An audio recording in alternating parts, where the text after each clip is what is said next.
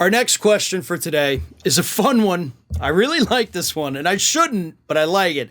This is a question from Not a Drill, who asks, these questions may be morbid. That's actually kind of why I like it. But how do you think the 2024 election season will shake up if Trump and or Biden die during or after the primary season? Do you think the current Democratic primary candidates will be taken seriously? Where does that leave the MAGA representatives? Harris versus Haley seems the most likely final ticket to me if they both die. Thank you for all of your hard work. ROF, and Secular Talk are my favorite news sources. Well, thank you. And I don't want to speak for Kyle Kulinski, but I'm sure he would say thank you as well. I love, so if everybody dies, what do we do?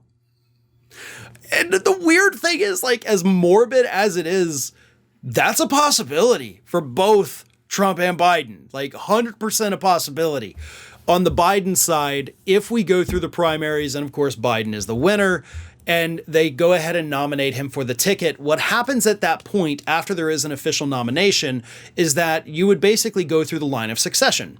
So yes, it would be Harris by default. She would move up. She would then pick somebody who wouldn't necessarily have to go through the nominating process. She would just pick somebody to be her vice presidential candidate. That's only if we make it through the primaries first. Now, if we're in the middle of the primaries, then it becomes a horrible gray area, because then you're going to have candidates that want to get in if Biden is out, but, didn't want to run against him, but it may be too late at that point. So either the Democratic Party will have to nullify those primary results and redo them on a modified calendar, or the only people left running are the only options.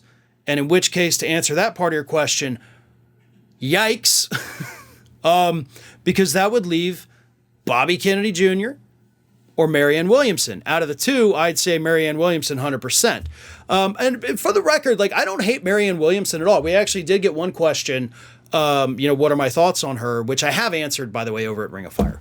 I like Marianne Williamson. I do not dislike her at all. I think she got a very bad rap, an unfair characterization of her in the 2020 primaries. I think she actually is very smart. She's very progressive.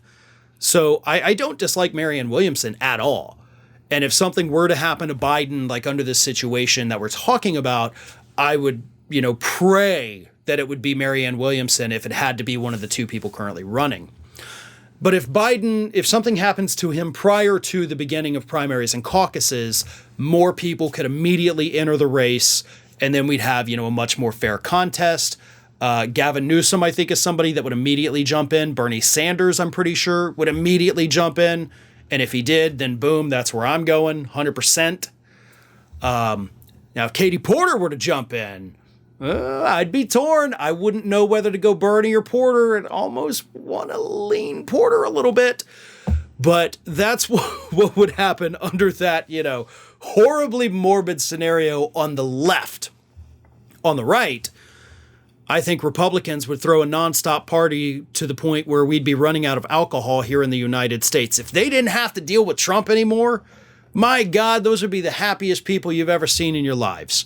So again, kind of the same situation, depending on where it's at in the primary. They either would go with Trump and whoever he had picked for VP, or they could reshuffle the schedule, redo the voting, even in areas where it had happened. But most likely the second place person would get it, which would probably be Ron DeSantis. So there is a situation.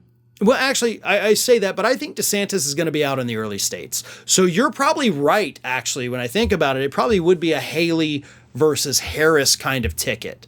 Not ticket, matchup, I should say.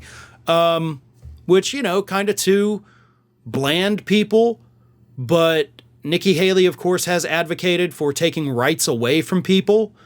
Kamala Harris obviously has not. So yeah, I'm definitely going Harris in that scenario. Let's hope none of this happens, but, got to be prepared for any possibility, I guess, no matter how morbid it may be.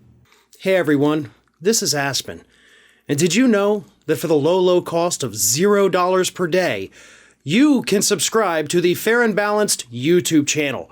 We also encourage you to like, comment, and share, but again, click that subscribe button.